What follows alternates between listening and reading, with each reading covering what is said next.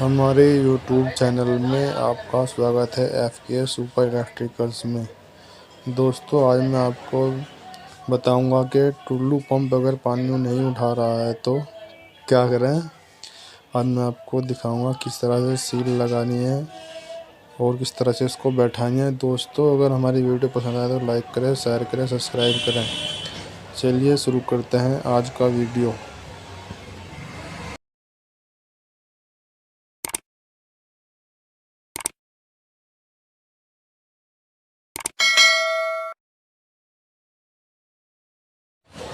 देखिए, ये हमने मोटर को खोल रखी थी। अब देखिए, सबसे पहले हमको ये रबड़ लगानी है। इस तरह से थोड़ा सा ऑयल लगा लेना है, मोबिल। जैसे मोबिल लगाकर इसको रबड़ को इस तरह से बिठा लेनी है। देखिए, ये बहुत ही प्यार से इसको बिठा देंगे हम। देखिए, हमारी रबड़ लग चुकी है। देखिए, इसमें हमने ऑयल लगा रखा है।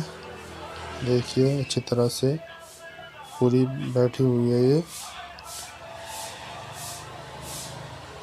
अब देखिए, इसमें हमें इसका जो पत्थर वाला रिंग है इसको लगाना है।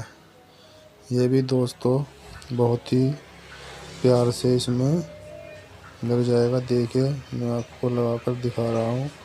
इसको आप भी लगा सकते हैं।